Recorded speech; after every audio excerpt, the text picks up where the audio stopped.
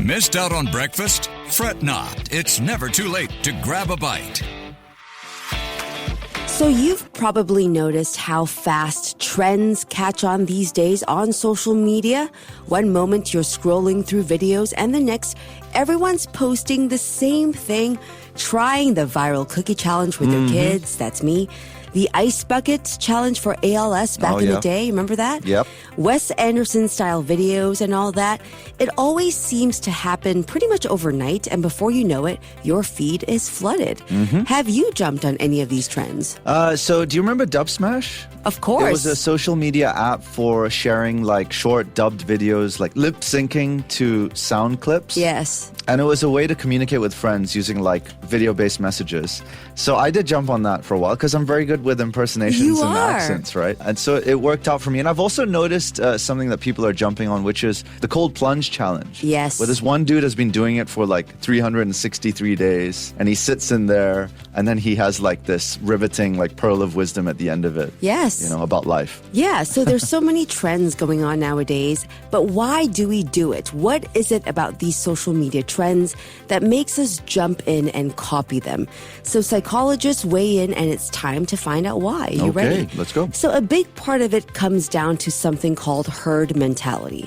So psychologists describe it as our tendency to follow the crowd simply because, well, everyone else is doing it. Yep. And this isn't new. It's wired into us from way back in our evolutionary history, where sticking with a group could literally mean the difference between life and death. Yeah, I sense that. I think from the moment we're born, we sense and want community. We Yeah. want to feel like we belong somewhere. That's why we seek out groups in school even. That's true.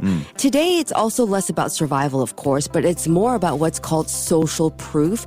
We see something becoming popular, Yeah. and we subconsciously think, oh, this must be cool, Yeah. important, or fun.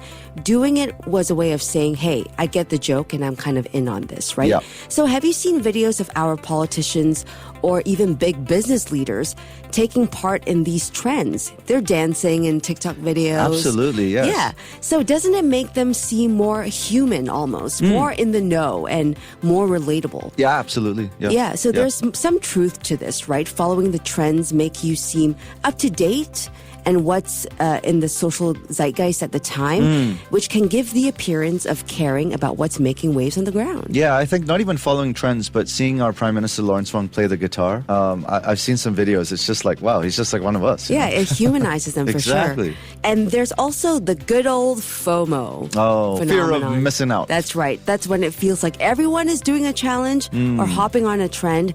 Not participating can feel a little like being left out of a party. And psychologists say that sense of belonging is one of our core human needs. So even if you're not super interested in the trend at all, you might still jump in just to stay connected. Yeah, you don't want to be the lone rabbit out there. So trends can also apparently help us cope. During tough times like the pandemic, we saw trends that genuinely brought people together. Baking bread, viral dances, silly challenges, they helped people feel connected across borders and gave us small shared moments of joy and distraction. I see this happening, right? Yeah, I see it happening. I just wonder whether that's, to our point, maybe yesterday, prevention rather than cure. Yeah. But still, something for us to be happy about in the moment. That's true. And of course, not all trends are harmless. We have to say that some push very dangerous behavior, like those ridiculous blackout or Tide Pod challenges we've seen in the past.